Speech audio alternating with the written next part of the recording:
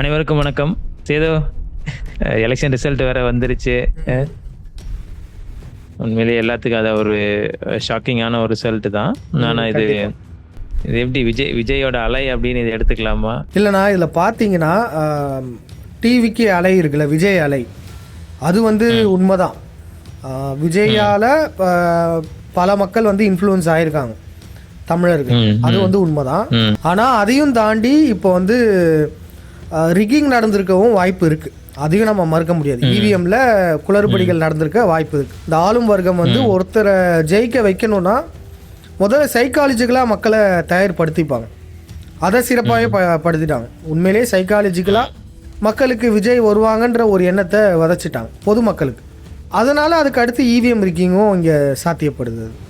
எல்லா தொகுதியிலையும் வந்து பார்த்திங்கன்னா ஒரு ஸ்டார் வேட்பாளர்கள் மற்ற கட்சிகளில் இருப்பாங்கள்ல, அவங்கெல்லாம் பார்த்திங்கன்னா ரொம்ப கம்மி ஓட்டு, ரொம்ப அதிக ஓட்டு வித்தியாசத்தில் வந்து தோற்றுருப்பாங்க. விஜயால் பெரிய தாக்கம் ஏற்பட்ட மாதிரி நமக்கு தெரியுதுல்ல. ஆனால் பார்த்தீங்கன்னா புதுச்சேரியில், பாண்டிச்சேரியில் இந்த மாதிரி கிடையாது. அந்த அளவுக்கு வந்து இப்போ இந்த எப்படி தமிழ்நாட்டில் உள்ள அளவுக்கு வந்து பாண்டிச்சேரியில் ஏன் இல்லை? ரெண்டுமே ஒரே இதில் தானே இருக்குது. காரைக்காலில் வர முடியுது, காரைக்கால் சுற்றி உள்ள இடத்துலலாம் வந்து விஜய் இதில் வர முடியுது. ஆனால் பாண்டிச்சேரியில் பார்த்தீங்கன்னா ரொம்ப நம்ம ஒரு நார்மலாக ஜெயிச்ச மாதிரி தான் இருக்குது. அதுதான் நமக்கு வந்து ஒரு சந்தேகத்தை ஏற்படுத்துது. இருக்கலாம். இப்போ ஏன்னா இவ்வளோ வாக்கு சதவீதம் இந்த பார்த்தீங்கன்னா அதிகரிச்சிருக்குது. முக்கியமான வேட்பாளர்கள் நிறைய பேர் வந்து தோத்துருக்காங்க. இல்லைண்ணா, அதுவே ஸ்கேம்னா வாக்கு சதவீதம் அதிகரிச்சிருக்குன்னாங்கல்ல, அது வந்து சும்மா போய் தான் அது. ஏன்னா ஒவ்வொரு வருஷம் ஒவ்வொரு தேர்தலுக்குமே வந்து இன்க்ரீஸ் ஆகிட்டே தான் இருக்கும். இன்னும் சொல்ல போனோன்னா 2021 விட 2026 அந்த வாக்கு சதவீதம் இன்க்ரீஸ் ஆகுது இல்லை, அதோடைய ரேட் வந்து கம்மி தான். ஒவ்வொரு தேர்தலுக்குமே வந்து மக்கள் வந்து இன்க்ரீஸ் ஆகிட்டே தான் இருப்பாங்க வாக்கு சதவீதம். அப்படி பார்க்கும்போது 2021 விட 2026 வந்து இன்க்ரீஸ் ஆனது ரொம்ப கம்மி தான். மக்களை உளவியல் ரீதியாக தயார்படுத்தணும். இந்த தேர்தல் முடிஞ்சோடனே பார்த்தீங்கன்னா மக்கள் அதிகப்படியாக ஓட்டு போட்டாங்க, இந்த முறை வந்து ஒரு புது மாற்றத்தை எதிர்பார்க்குறாங்கன்ற மாதிரி ஒரு மக்கள் மனசில் விதைக்கிறது ஆரம்பத்திலேயே. ஆனால் இன்னொரு விதம் பார்க்கும்போது பலதரப்பு மக்கள் வந்து டிவிகேக்கு ஓட்டு போட்டிருக்காங்க. இப்போ பலதரப்பு ஓட்டு வந்து டிவிகேக்கு விழுந்திருக்கு தான். ஆனால் பார்த்தீங்கன்னா அந்த டிஎம்கே ஏடிஎம்கேக்கு உள்ள அந்த ஒரு ஃபிக்ஸ்டு ஓட்டுன்னு இருக்கும்ல, அதான் நான்லாம் பரம்பரை டிஎம்கே பரம்பரை ஏடிஎம்கே மாறவே மாட்டாங்க. அந்த ஓட்டெல்லாம் இப்போ எங்கே போச்சு? அதெல்லாம் கூட கம்மியாயிருக்கு. இவிஎம் ஊழல் இல்லாமல் வந்து வெள்ளாதிக்க சக்திகள் வந்து ஒரு தேர்தல் நடத்த மாட்டாங்க. சிஎம் தோக்கடிக்கிறதுக்கு கூட ஒருவேளை ஒரு ஆப்போசிட்ல ஒரு ஸ்டார் வேட்பாளர், அப்படி இல்லைன்னா ஒரு சினிமா பிரபலம், அப்படி ஒருத்தர் இருந்து அது ஒரு இன்ஃப்ளூயன்ஸ்ல தோக்கடிச்சிருந்தா கூட பரவாயில்ல. ஸோ இப்போ இது முதல்ல இருந்து ஒரு இது செட் பண்ணாங்க இல்லையா? விஜயும் வந்துட்டு பேசும்போது டிஎம்கே வெஸ் டிவிகேங்கிற மாதிரி. ஆமாம், அது கடைசியில போய் ஸ்டாலின்லயே முடிஞ்சிருக்கு பாரு. இது வந்து ஒரு நாடகமா இருந்தாலுமே இந்த சீன் நமக்கு பிடிச்சிருக்கு. ஸ்டாலின் தோக்குறது வந்து நமக்கு ஒரு மகிழ்ச்சியை தான் கொடுக்குது பாரு. இல்லைண்ணா, இல்லை என்ன பிரச்சனைனா எப்பயும் போல தான் டிஎம்கே ஆட்சி சரியில்லைன்னா அடுத்து ஏடிஎம்கே வரும், அடுத்து ஏடிஎம்கே ஆட்சி சரியில்லைன்னா டிஎம்கே வரும். இது வந்து எப்பயுமே உள்ள ரொட்டேஷன். ஆனால் இங்கே என்ன நடந்திருக்குன்னா இந்த முறை வந்து ஏடிஎம்கே வந்து சரியாக செயல்படலை. இப்போ வந்து ஏடிஎம்கே வந்து சிறப்பாக செயல்பட்டுருந்ததுன்னா டிவிகேக்கான வேலையே அங்கே இல்லை. அந்த ஏடிஎம்கே அதுக்கான வேலையை வந்து இப்போ டிவிகே எடுத்துருச்சு. எனக்கு என்ன தோணுச்சுன்னா வந்துட்டு ஒரு ரியல் ஹீரோ கிட்ட, இப்போ சீமான் வந்து ரியல் ஹீரோ கிடையாது, பட் ஒரு ரியல் ஹீரோவை வீழ்த்தணும்னா நம்ம வந்து உண்மையிலேயே ரியல் ஹீரோவாக இருக்கணும். அப்படி உண்மையிலேயே நம்ம களத்தில் வந்து ரியல் ஹீரோவாக இருந்தால் மட்டும்தான் இது மாதிரி ரியல் ஹீரோ நம்ம எலெக்ஷன் களத்துக்குள்ளே வரும்போது நம்மளால் அவனை ஜெயிக்கவே முடியும். கண்டிப்பாக. இப்போ நம்மளும் இப்போ சீமான் வந்துட்டு அந்த இடத்துல வந்துட்டு கரெக்டான என்ன சொல்றது சரியான ஆளுமே இல்லாமல் போயிட்டாரு. விஜய் வர வரையுமே சீமானிசம் ஒர்க் அவுட் ஆச்சு. அதாவது சீமான ஹீரோ மாதிரி ப்ரொஜெக்ட் பண்ணுறது இருக்குல்ல, பிஜிஎம் போட்டு நடந்து வர்றது, அது அவர் ஒரு ஹீரோவாக காட்டுறது சீமானிசம். அது நல்லா தான் போச்சு. ஆனால் விஜய் வந்ததுக்கு அப்புறம் வந்து அதுவும் ஒர்க் அவுட் இல்லாமல் போயிடுச்சு. அது ஏன்னா சீமானை விட இன்னும் ஒரு பெரிய செலிபிரிட்டி வந்தாச்சுல்ல, அப்போ வந்து சீமான் எடுபடாமல் போகிறது. அது இதுக்காக தான் வந்து நம்ம வந்து கொள்கையை பார்க்கணும்.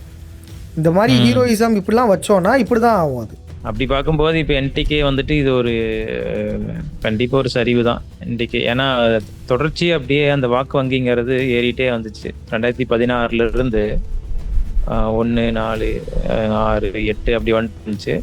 ஸோ இது அடுத்த கட்ட வளர்ச்சி நோக்கி போயிருக்கணும் தான். ஸோ அதுதான் இப்போ என்ன சிக்கல்னா, இப்போ என்டிகே என்ன பண்ணுறாங்கன்னா, ஒரு சில பேர் என்ன பண்ணுறாங்கன்னா மக்களை திட்ட ஆரம்பிச்சிட்டாங்க. தமிழ்நாட்டு மக்கள் நாசமாக தான் போவீங்க அப்படிங்கிற அளவுக்கு பேச ஆரம்பிச்சிட்டாங்க. இல்லை அப்படி பார்க்கக்கூடாது நம்ம. இப்போ நாம் தமிழில் வந்து நிறையா வந்து நல்ல ஆட்கள் இருக்காங்க, அதில் மாற்று கருத்தே இல்லை. ஒரு நல்ல ஒரு கொள்கைவாதிகள், தமிழ் தேசியவாதிகள் நாம் தமிழர் கட்சியில் இருக்காங்க. தலைமைகள் வந்து இப்படி சரியில்லாமல் இருக்கு. இப்போ நம்ம மக்களை திட்டவே கூடாது. நல்லா யோசிச்சு பாருங்களேன், இந்த தேர்தலில் ஜெயிச்சாலும் தோத்தாலும் சீமானுக்கு வந்து பல கோடி இருக்கு. இங்க இதுக்கு அரசியலுக்கு வர்றதுக்கு முன்னாடி பல கோடி இல்லை. இப்போ வந்து பல கோடி சொத்துக்கு இது ஓனராக இருக்கார். சாட்டை துரைமுருகன் எடுத்துப்போம். இப்போ சமீபத்தில் கூட 5 ஸ்டார் ஹோட்டல்லாம் போயிட்டு, அப்போ இவங்கெல்லாம் பாருங்கள், இந்த தலைமைகளை கவனிக்கணும். அந்த தமிழ் தேசியத்தில் இருக்க அடிப்படை தொண்டர்கள் இருக்காங்கள்ல, அவங்களாம் வந்து இவங்களை கவனிக்கணும். என்னென்னா களத்தில் இவ்வளோ கஷ்டப்பட்டுட்டு இருக்காங்க இவங்க. ஆனால் இந்த தலைமைகள் பார்த்திங்கன்னா எந்த ஒரு கஷ்டமும் படாமல் எப்படி அவங்களுக்கு இவ்வளோ சொத்து சேருது? அவங்க நல்லா தான் இருக்காங்க. இப்போ எந்த ஆட்சி வந்தாலும் சீமான் செட்டில்டு, சீமான் நல்ல ஒரு சொத்து சுகத்தோடு தான் இருக்கார். இங்கே சாட்டை துரைமுருகனும் அதான். ஆனால் அந்த கட்சியில் உள்ள தொண்டர்கள் எப்பயுமே ஏழையாக தான் இருக்காங்க. இதை கவனிக்கணும். ஏழையாக இருந்தவன் எப்படி இவ்வளோ இத்தனை கோடி சொத்து எப்படி வந்தது, கைவிலிக்கிட்டேருந்து வந்தது அப்படி இப்படின்னு சொல்லுவாங்க. ஆனால் அந்த சொத்தை மக்களுக்கு எதனாச்சும் ஹெல்ப் பண்ணியிருக்கலாம்ல அதை வச்சு. இப்போ வந்து நான் 25 ஏக்கர் சீமானுக்கு இருந்ததுன்றாங்க, இருக்குது. அந்த 25 ஏக்கரில் எத்தனை ஏக்கரில் வந்து தற்சார்பு வந்து செஞ்சுருக்கார் சீமான்? இப்போ அவர் சொல்கிறாருல, கோழி பண்ணை பக்கத்துலேயே வந்து கரும்பு பண்ணை எல்லாமே சொல்கிறாருல, அதை அவர் இடத்துலையே செயல்படுத்தியிருக்கலாம்ல. அதையே அவர் பண்ணலை. ஏன் ஆட்சிக்கு வந்தால் தான் பண்ணுமா? கிடையாது. அவருடைய இடத்துலையே வந்து அவர் வேலைவாய்ப்பை கொடுத்து அவர் செயல்படுத்தியிருக்கலாம்ல. அத்தனை கோடி சொத்து இருக்குன்னா அதை வச்சு மக்களுக்கு அவர் நல்லதை பண்ணியிருக்கலாம். ஏன் பண்ணலை? அவருக்கு வருஷம் சொத்து சேர்ந்துக்கிட்டு தான் இருக்குது. இந்த பக்கம் சாட்டை துரைமுருகனும் அப்படி தான். அப்போ நம்ம என்ன பார்க்கணும், இங்கே மக்களை திட்டக்கூடாது, தலைமைகளை திட்டணும். இங்கே தலைமைகள் தான் மக்களை ஏமாத்துறாங்க. மக்கள் எல்லாம் வந்து நல்லவங்களாக தான் இருக்காங்க. தமிழ் தேசியத்தில் உள்ள மக்கள் வந்து தலைமைகள் சரியில்லாதனால தான் வேற ஆள், இந்த மாதிரியான கூத்தாடிகள், இந்த மாதிரியான ஆளை தேர்ந்தெடுக்கிறாங்க. அது ஒரு வேளை ஹீரோ இமேஜ், அதே மாதிரி புதுசாக ஒரு பார்ட்டி வருது அப்படிங்கிறது ஒரு விஷயமா இருக்கலாம் இல்லையா? அது இருக்கலாம்னா, இங்கே தமிழ் தேசியத்துலேருந்து நம்ம கடமை என்ன? திராவிடத்தையும் ஆரியத்தையும் ஒழிக்கிறது. அதை நம்ம செஞ்சோம். இங்கே வந்து ஆரிய கடப்பாறையை வச்சே திராவிடத்தை அடிப்பண்ணா இது என்ன நியாயம்? திராவிடத்தை உருவாக்குனதே ஆரியம். நம்ம என்ன அவ்வளோ முட்டாளா மக்கள்? அதே மாதிரி இந்த பக்கம் திராவிடத்துக்கு ஸ்டாலினை போய் பார்க்குறது, இப்படிலாம் இருந்ததுன்னா எப்படி வந்து நம்ம இதில் இருக்க முடியும்? ஆனால் இன்னொன்று சொல்லிக்கிறேன், சீமான் நாம் தமிழர் கட்சியில் தமிழ் தேசியம் சரியில்லாதனால நான் விஜய்க்கு ஓட்டு போட்டேன்றது மிகப்பெரிய முட்டாள்தான். ஏன்னா அது விஜய் ஓப்பனாக சொல்லியாச்சு, திராவிடமும் தமிழ் தேசியமும் தான் என்னோட 2 கண்கள்ன்றார். இந்த பக்கம் வந்து பெரியாருன்னு அவர் பேசிட்டு தான் இருக்கார் இப்போ வரையும். எந்த விதத்தில் அவர் வந்து தமிழ் தேசியவாதியாக நம்ம ஏற்றுக்கிறது சொல்லுங்கள்? ஒரு பாயிண்ட் சொல்லுங்கள். அவர் தமிழர்னு சொல்லுவாங்க, சரி, அவங்க பாயிண்ட் ஆஃப் வியூலே வச்சுப்போம். அவர் தமிழர்னே வச்சுப்போம். அவர் தமிழர்ல நமக்கு நல்லா தெரியும், தமிழர்னே வச்சுப்போம். அவர் சுற்றி உள்ளவங்க தமிழரா? புசி ஆனந்த் தமிழரா? இல்லை நிர்மல் குமாரா? அவர் தமிழரா? ஆதவ அர்ஜுனா ரெட்டி, அப்புறம் ஜான் ஆரோக்கியசாமி நாயுடு, அவரை சுற்றி அவரை இயக்கிட்டு இருக்கவங்க தமிழரா? கிடையாது. இல்லை. அப்போ எப்படி அவருக்கு ஓட்டு போடல? அப்போ தமிழ் தேசியவாதிங்கிட்ட நான் அதான் கேட்குறேன், என்ன காரணத்துக்காக நீங்கள் விஜய்க்கு போடுறீங்க? கேட்டால் ஸ்டாலினை தோக்கடிக்கிறதுக்கு விஜய்க்கு போடுறோன்றாங்க. ஓகேவா? இது வந்து நமக்கு கேட்க நல்லா இருக்கு. ஓகே, ஸ்டாலினை தோக்கடிக்கிறாங்க. அதை விட ஆபத்தானது இந்த விஜய் கூட. ஆமாம், ஸ்டாலினை வந்து கொள்ளையடிக்கிறவங்க கெட்டவங்க தான், மாற்று கருத்தே இல்லை. அதை விட இது ஆபத்தானது. ரெண்டுமே ஒன்று தான் நம்மளை பொறுத்தவரையும். ரெண்டுமே நம்ம எதிர்க்கணும். ஸ்டாலினை இதை வீழ்த்துறதுக்காக இன்னொரு ஒரு பேயை வீழ்த்துறதுக்காக ஒரு பூதத்தை கூப்பிட்டு வந்தேன் அப்படின்ற மாதிரி இருக்குது. ரெண்டுமே மோசம்.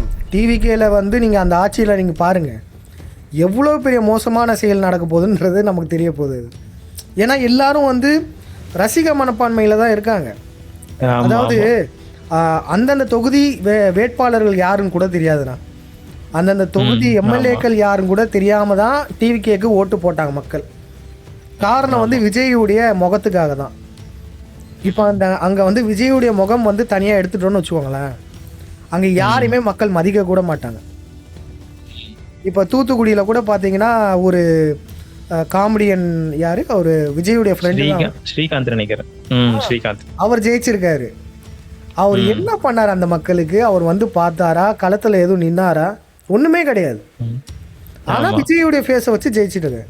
இப்போ மக்கள் வந்து நம்ம வந்து முட்டாள்கள்னு சொல்ல முடியாது. ஏன்னா மக்கள் வந்து அவங்களுக்கு ஒரு மாற்று தேவைன்னா அவங்க தயாராக தான் இருக்காங்க. அந்த மாற்றில் வேற யாருமே இல்லை. இருக்கிறதுல பெஸ்ட்டான ஒருத்தர் எடுக்கிறேன், அதுவே தப்பு தான். இருக்கிற கெட்டவன்ல ஒரு நல்ல கெட்டவன் எடுக்கிறன்றது ஒரு தவறு தான். ஆனால் வேற மாற்று இல்லையே. தமிழ் தேசியத்தில் ஒரு ஆளுமை சக்தி உருவாகலை. இப்போ 2016 வந்துட்டு கட்சி ஆரம்பித்து பல தேர்தலை சந்திச்சிட்டாங்க. இப்போ 2026 போது அவங்களுக்கும் இப்போ டிவிகே கூட ஓப்பனிங் இப்போ தான் புதுசாக வந்த பார்ட்டி ஒரு சினிமா இது இருந்தாலும் சீமானுக்கு ஆல்ரெடி இந்த களம் ஒரு நல்ல ஒரு அனுபவம் இருந்திருக்கும். அப்படி இருக்கிற பட்சத்தில் சீமான் எந்த இடத்துல வந்துட்டு சறுக்குனாருங்கிறதா? இல்லைண்ணா, சீமான் மட்டும் இல்லைண்ணா, நான் தமிழ் தேசியத்தில் உள்ள எல்லாரையுமே நான் சொல்கிறேன். ஓகேவா? அவங்க நின்று ஜெயிக்கணும்னு நினைக்கிறாங்களே, கஷ்டப்படுறாங்கல்ல, அந்த கட்சியில் உள்ளவங்க கஷ்டப்படுறாங்கல்ல, எப்படி இவிஎம் இருந்தால் எப்படி ஜெயிக்க முடியும்? இது தமிழ் தேசியவாதிகள் எல்லாருக்குமே இவிஎம் பற்றி தெரியும்.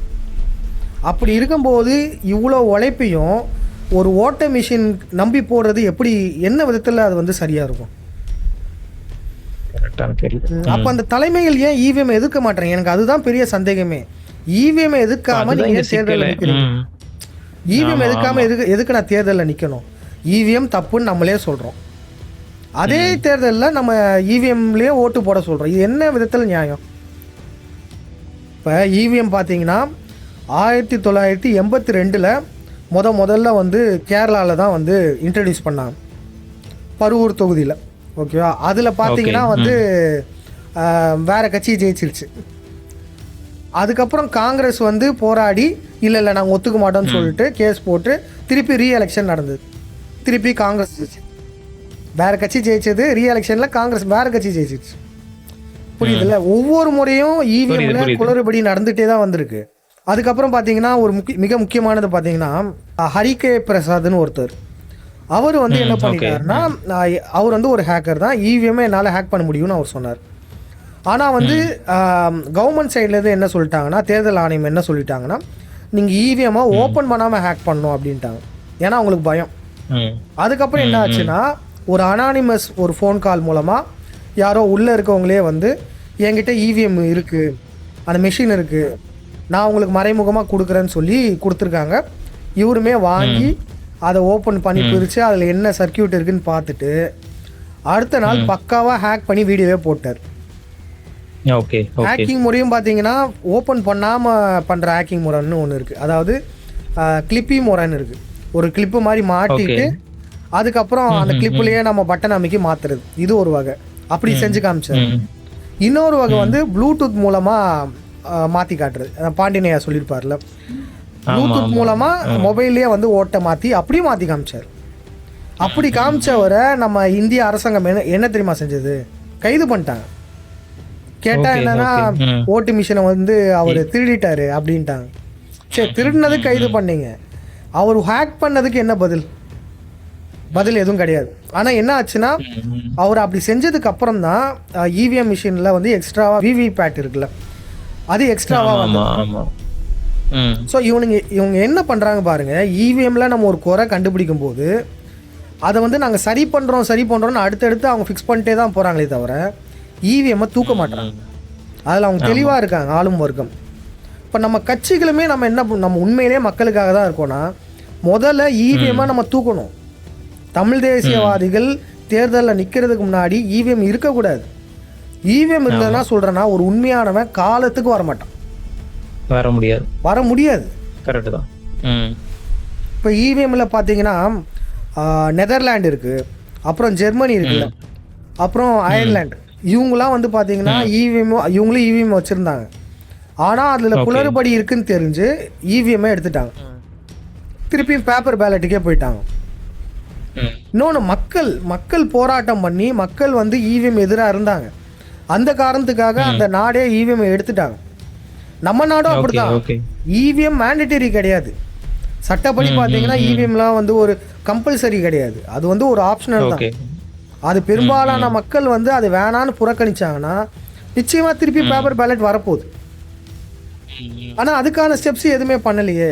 இப்போ வந்து திமுக வந்து இப்போ இவிஎம் எதிர்ப்பு பேசுகிறாங்க, ஏன் போன எலெக்ஷனில் பேசலை? கேள்வியா வரும், இப்போ திமுக பேசவே முடியாது ஏதோ, இப்போ பேசுவானுங்க. ஓகேவா? இப்போ வந்து பேசுவானுங்க. என்ன தெரியுமா பண்ணுறாங்க, எல்லா இந்த பெரிய பெரிய கட்சியுமே அவங்க தோக்கும் போது தான் இவிஎம் பற்றி பேசுகிறாங்க. காங்கிரஸ் தோத்த அப்போ தான் வந்து இவிஎம் வந்து ஊழல் இருக்குன்னு சொன்னாங்க. அதுக்கு இன்னொன்று தெரியுமா, சுப்பிரமணிய சாமி பிஜேபி அவரும் சொல்லியிருக்காரு. அவர் சென்னையில் வந்து ஒரு பெரிய ஒரு இதே ஏற்பாடு பண்ணி இவிஎம்ல வந்து குளறுபடி பண்ண முடியும் அப்படின்னு சொல்லி ப்ரூவ் பண்ணியிருக்காரு. அவர் பிஜேபி, அதாவது காங்கிரஸ் இவிஎம் எதிர்த்து இருக்கு, பிஜேபி இவிஎம் எதிர்த்து இருக்கு.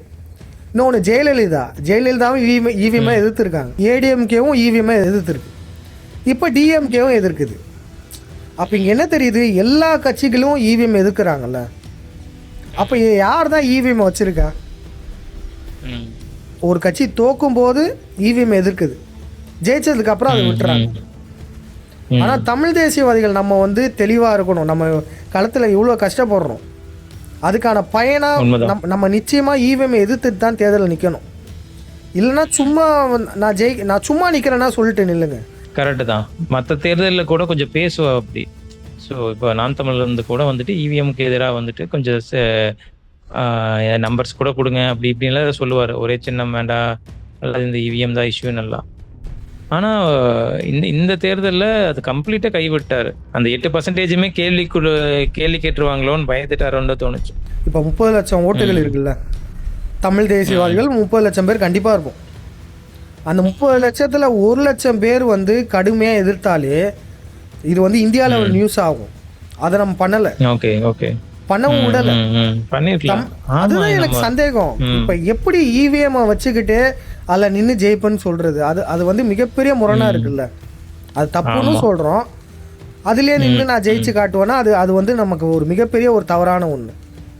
இந்த தவறை ஏன் இவங்க செய்யறாங்கன்னு மக்கள் கேள்வி கேட்கணும், தலைமைகள் கிட்ட நம்ம கேள்வி கேட்க கத்துக்கணும். இப்போ இந்த எலெக்ஷன்ல நடந்து நல்லதுன்னு ஒன்று பார்த்தா, இப்போ திமுக அதிமுக 2 பேரும் மாற்றி பணம் கொடுத்தாங்க ஓட்டுக்கு. பட் இன்னைக்கு பார்த்தீங்கன்னா இப்போ எங்கள் தொகுதியில செந்தில் பாலாஜி நிறைய கொடுத்தாரு, எங்கள் தொகுதி கோவை மண்டலத்துலேயே. ஆனால் அவர் ஜெயிச்சிட்டாருனாலும் ரொம்ப மார்ஜினில் தான் ஜெயிச்சாரு. எப்படியோ ஜெயிச்சிட்டாருல்ல, அப்போ பணம் கொடுத்தா ஜெயிப்போன்னு இன்னும் இருக்குல்ல. இல்லை சரி, எனக்கு ஏதோ அது கொஞ்சம் இப்போ கொஞ்சம் எல்லாருமே பேசுறாங்க பணம் கொடுத்தாலும் மாற்றி போட்டிருக்காங்கன்னு. உண்மை. பட் அது ஃபேக்ட் அப்படி இல்லைனா இதை வந்து நம்ம வந்து நிச்சயமா விஜய் வந்ததை வந்து நம்ம பாசிட்டிவ் சைனாக பார்க்கணும். மக்கள் இப்போ எல்லாருக்கும் ஒரு வெறுப்பு தான், உண்மையிலே தமிழ் தேசியத்தை நம்புறவன் அவங்களுக்கு வந்து வெறுப்பு தான் வரும். ஓகே, ஏன்னா ஒரு தகுதியே இல்லாதவங்க வரும்போது நமக்கு வந்து கோவம் வரதான் செய்யும். ஆனால் விஜய் வரலனாலும் அங்கே டிஎம்கே மட்டும் என்ன தகுதி இருக்கு, ஸ்டாலினுக்கு தகுதி இல்லை தான். இப்போ இதை வந்து நம்ம பாசிட்டிவாக பார்க்கணும். எப்படின்னா மக்கள் வந்து மாற்றத்துக்கு விரும்புகிறாங்க. அதாவது ஒரு நல்ல தலைவன், இப்போ விஜய் வந்து ஒரு போலியான ஒரு நடிகர், ஆனால் வெளியே ஹீரோ மாதிரி காட்டிக்கிறாங்கல்ல. அப்போ மக்கள் வந்து உண்மையிலேயே ஒரு தலைவன் வராருன்னா, சரியான தலைவன் வராருன்னா அவங்க நம்புறாங்கன்னா ஒரு 2 மிகப்பெரிய கட்சியும் தூக்கி எறிய தயாராக இருக்காங்கன்னு அர்த்தம். ஒரே நிமிஷத்துல தூக்கி எறிஞ்சிருக்காங்க விஜய்க்காக. இங்க விஜய் சரியில்லைனாலும் ஒரே நிமிஷத்துல விஜயை தூக்கி எறிவாங்க. அதே போல தமிழ் தேசியத்துல நம்ம ஒரு சரியான ஒரு கட்டமைப்பை நம்ம கொண்டு போனோம்னா கண்டிப்பா வந்து மக்கள் வந்து அந்த மாற்றம் விரும்புவாங்க, தயாரா இருக்காங்க. தமிழ் தேசிய தளத்திலும் சரி பொதுமக்களும் சரி ஒரு ஒரு நல்ல மாற்றுக்கு வெயிட் பண்ணிட்டு தான் இருக்காங்க. இப்போ யாரும் இல்லாதனால வேற வழி இல்லாமல் விஜய்க்கு போடுறாங்க. இப்போ விஜய் பற்றி தெரியதானே போகுது. இப்போ நம்ம வந்து விஜய் கூத்தாடி அவருக்கு எந்த ஒரு இதுவும் இல்லை அப்படின்னு நம்ம சொல்றத விட களத்தில் பார்த்து தெரிஞ்சுக்க தான் போகிறாங்க. அப்போ இன்னும் மக்களுக்கு வந்து ஒரு அவேர்னஸ் இயல்பாகவே வரதான் போகுது. அப்போ தமிழ் தேசியவாதிகள் நம்ம சரியாக செயல்பட்டோன்னா மேபி நடுவுலையே ஆட்சி மாறலாம். இல்லைனா அடுத்த 5 ஆண்டுகளில் நம்ம தான் ஆட்சியில் இருக்கும். ஏன்னா ஆல்ரெடி திராவிடத்தை மக்கள் வந்து தூக்கி எறிஞ்சிட்டாங்க. ஆமாம். பிஜேபி காலத்துக்கு வர முடியாது. இந்த மாதிரி விஜய் மாதிரி இன்டைரக்டாக தான் வர முடியும். ஆமாம் ஆமாம். அப்போ ஒரே வாய்ப்பு தமிழ் தேசியத்துக்கு இருக்குது.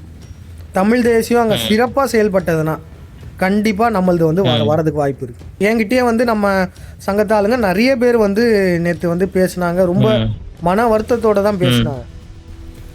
நம்மளுடைய வேலை என்னன்னா, நம்ம சிறப்பாக இயங்கணும், ஈவிஎம்மை ஒழிக்கணும். அதுக்கு ஒரு நம்ம தனியான ஒரு இயக்கத்தை ஆரம்பிக்கணும். ஈவிஎம் ஒழிப்புக்குன்னு ஒரு ரிஃபார்ம் மூமெண்ட் ஒன்று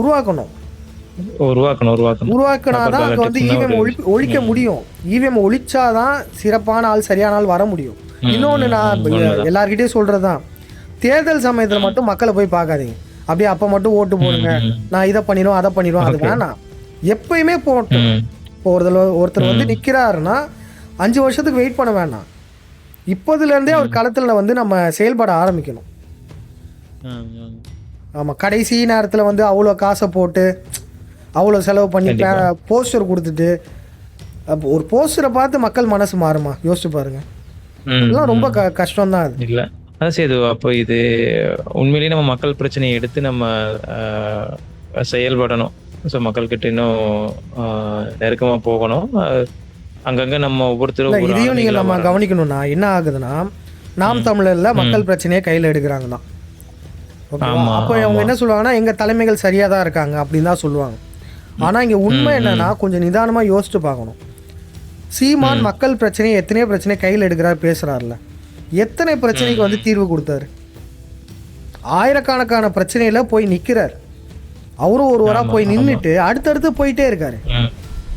எந்த பிரச்சனையை நாம் தமிழ் நின்று ஃபேஸ் பண்ணி சரி பண்ணியிருக்கு? 1-2 இருக்கலாம், அது இல்லைன்னா நம்மளால சொல்ல முடியாது, அது இருக்கலாம். அப்போ 1000 பிரச்சனையில் 1-2 இருக்கிறது நம்ம முக்கியம் இல்லைல்ல. ஸ்டெர்லைட் பிரச்சனையில் நாம் தமிழே நின்றுது. இன்னும் சொல்ல போனால் முதல்ல நாம் தமிழை தான் வந்து ஸ்டெர்லைட்டுக்கு எதிராகவே வந்து அங்கே பேச ஆரம்பித்தாங்க. அதுக்கப்புறம் என்ன ஆச்சு? சுடும்போது ஏன் சீமான் இல்லாங்க? இதெல்லாம் நம்ம யோசிச்சு பார்க்கணும். மக்கள் வந்து தமிழ் தேசியத்தை நம்புங்க, தலைமையில் சந்தேகப்படுங்க, கேள்வி கேளுங்க.